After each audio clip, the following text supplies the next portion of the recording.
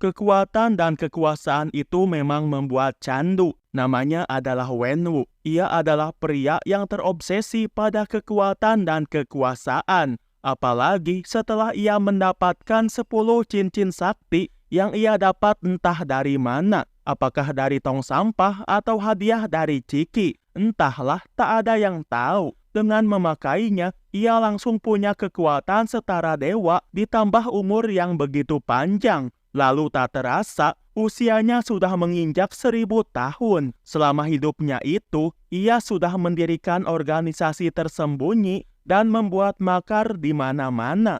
Meski sudah punya kekuatan dan kekuasaan yang lumayan mantap, Wenwu masih merasa belum cukup dan masih ingin kekuatan yang lebih. Maruk amat ini si Mamang. Lalu ia mendengar ada sebuah desa misterius bernama Talo, yaitu sebuah desa yang punya sihir kuno yang bisa memperbesar kekuatannya mirip-mirip Maerot. Ya, cuma objeknya aja yang beda.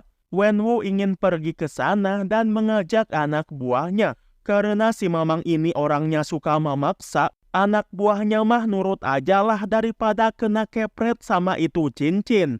Tapi ya belum juga nyampe, mobil mereka malah terlempar ke jurang akibat kebun awinya gerak sendiri. Akhirnya, Wenwu yang selamat sendirian memutuskan ngebolang dan malah bertemu seorang wanita. Wenwu pun bertanya, "Punten neng, pami desa Talo teh di palih mananya?" Namun wanita itu malah mengusirnya hingga terjadi baku hantam. Pertarungan mereka sangat seru. Baru kali ini Wenwu mendapat lawan yang tangguh. Rupanya wanita ini dilindungi oleh sihir Talo hingga ia sulit dikalahkan. Akhirnya, setelah gelut ala-ala film Bollywood, Wenwu pun berhasil dikalahkan setelah terkena jurus Kamehameha. Setelah itu, mereka berdua malah jatuh cinta dan memutuskan menikah. Sejak itulah Wenwu pun tobat, lalu pensiun dan tak berniat lagi mencari kekuatan. Wenwu melepas 10 cincin saktinya dan hidup normal hingga dikaruniai 2 orang anak. Tokcar juga ini si Mamang. Namun kebahagiaannya itu hilang sudah. Istrinya meninggoy karena dibunuh oleh musuh Wenwu saat masa-masa Baragajul dulu. Istrinya itu tak bisa melawan karena kekuatannya hilang setelah memutuskan meninggalkan desa Talo. Tentu saja Wenwu pun emosilah. Ia pun kalap lalu mengajak anaknya agar menunjukkan siapa pelakunya. Namun sayangnya, si sempak Batman alias bos mereka tak bisa ditemukan. Semenjak itu, sifat Baragajul Wenwu kembali lagi. Ia meneruskan organisasi lamanya dan melatih anaknya sendiri, yaitu Sangci menjadi seorang pembunuh. Sikap Wenwu terkesan abai pada anak-anaknya. Ia terus-terusan menyimpan amarah karena kehilangan istri tercintanya. Ketika Sangci sudah agak gedean dikit, Wenwu memberinya tugas pertama, yaitu mencari dan membunuh bos kutu kupret yang sudah membunuh istrinya. Namun setelah berbulan-bulan, itu anak kebalik-balik. Begitupun dengan putrinya, gadis bernama Susyaling itu juga menghilang entah kemana. Itu gerak, istrinya meninggoy, lalu sekarang anak-anak pada kabur. Duh Gusti, cobaan teh mani abot kieu. Setelah bertahun-tahun berlalu, Wenwu berhasil menemukan kedua anaknya. Selama ini, Sangci jadi tukang parkir palet di sebuah hotel. Agak melenceng sih dari keahlian. Lalu Susyaling, ia selama ini menjadi pemilik sebuah arena pertarungan yang disiarkan ke penjuru dunia secara ilegal. Nah, ini baru kerjaan yang sesuai jurusan keluarga. Wenwu ingin kedua anaknya ini untuk menyelamatkan ibunya yang sedang ditawan oleh para penduduk Talo. Wenwu bilang begitu karena ketika ia ngelamun di siang bolong, tiba-tiba muncul suara istrinya minta tolong. Dan itu tak hanya sekali.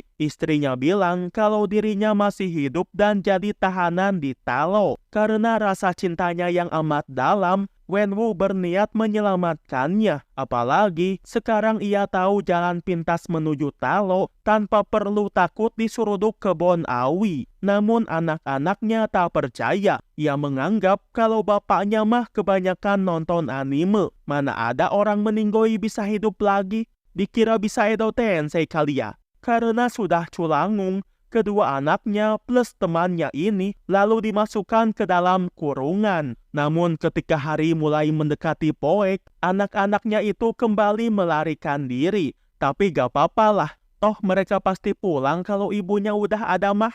Lalu 3 hari kemudian, Wenwu dan para pasukannya berhasil masuk ke desa Talo. Namun mereka sudah dihadang oleh para pribumi. Di sana juga ada anak-anak Wenwu yang malah ikut-ikutan. Ari maraneh teh hayang jadi malin kundangnya.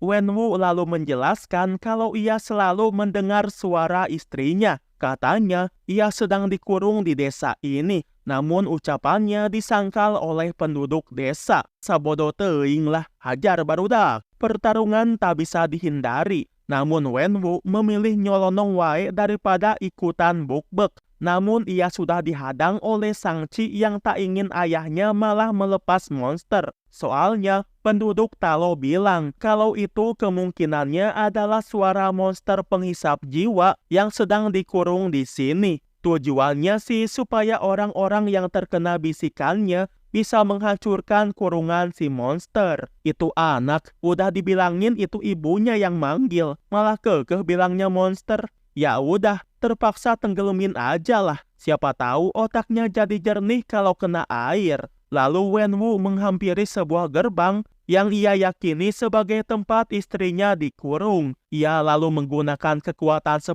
cincin untuk menghancurkannya. Namun yang keluar malah makhluk tepuguh rupa. Bukan hanya satu, tapi ratusan kayak iklan wafer. Lalu tiba-tiba muncul Sangci dari dalam air sambil menaiki Kaido. Mereka berdua lalu meneruskan perkelahian yang tadi.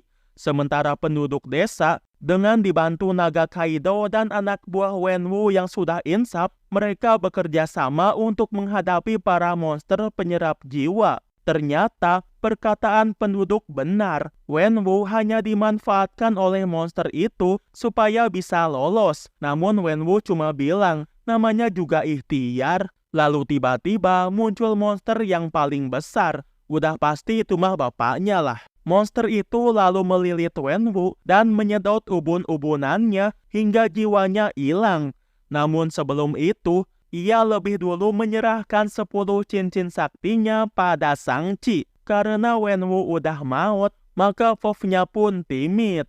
Nah, itu dia Puff dari Wenwu. Ada sebuah pelajaran yang bisa kita ambil. Jika kita kehilangan seseorang yang dicintai, maka jangan sampai hal itu membuat kita abai pada orang-orang sekitar, apalagi pada darah daging kita sendiri. Orang yang wafat memang punya hak untuk dikenang, tapi orang yang hidup itu jauh lebih punya hak untuk diberi perhatian.